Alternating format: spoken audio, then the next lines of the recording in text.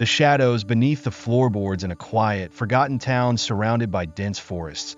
There stood an old, crumbling house at the end of a dirt road.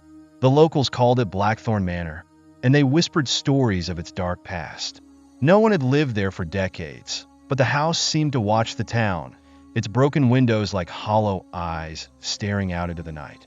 One stormy evening, a young couple, Emma and Jack, arrived in town. They were searching for a fresh start and a place to call home. When they saw the for sale sign on Blackthorn Manor, they couldn't resist the allure of its eerie charm. The real estate agent warned them about the house's history, but they laughed it off, dismissing the tales as mere superstition. Little did they know, the house had been waiting for them.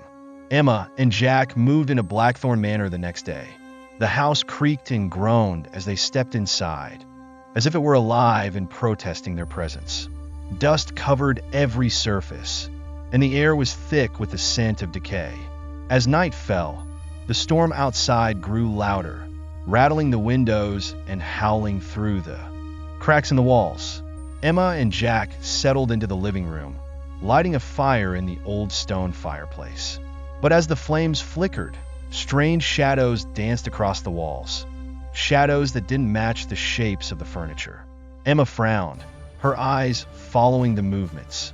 "Jack, do you see that?" Jack glanced up from his book. "See what?" "The shadows. They're moving on their own." Jack chuckled. "It's just the fire playing tricks on you. This old house is full of drafts." But Emma wasn't convinced. She felt a chill crawl up her spine, as if unseen eyes were watching her. That night, as they lay in bed, the house seemed to come alive. The floorboards creaked and groaned, and faint whispers echoed through the halls. Emma clutched Jack's arm, her heart pounding. "Did you hear that?" she whispered. Jack sighed, half asleep. "It's just the wind, Emma. Go back to sleep." But the whispers grew louder, forming words that sent a shiver down her spine. "Get out. While you still can." Emma sat bolt upright, her breath coming in short gasps. She shook Jack awake. "Jack, something's wrong. I heard a voice." Jack groaned, rubbing his eyes. "Emma, it's just your imagination. This house is old. It makes noises. That's all." But Emma couldn't shake the feeling that they weren't alone. The next morning, Emma decided to explore the house. She found a hidden door beneath the staircase, its handle rusted and stiff.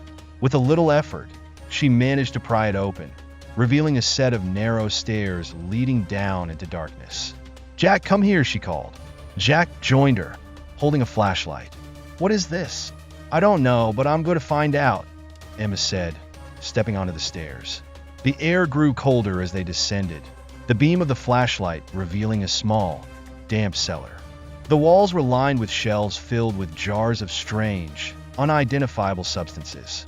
In the center of the room was a large wooden chest, its surface carved with intricate symbols. Emma reached out to open it, but Jack grabbed her arm. "Wait, what if it's dangerous?" "We've come this far," Emma said, pulling free. She lifted the lid, revealing a stack of old photographs and journals. The photos showed a family, a man, a woman, and 2 children, but their faces were twisted in expressions of terror.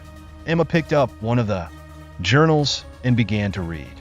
The entries spoke of strange occurrences, shadows that moved on their own, whispers in the night, and a presence that grew stronger with each passing day.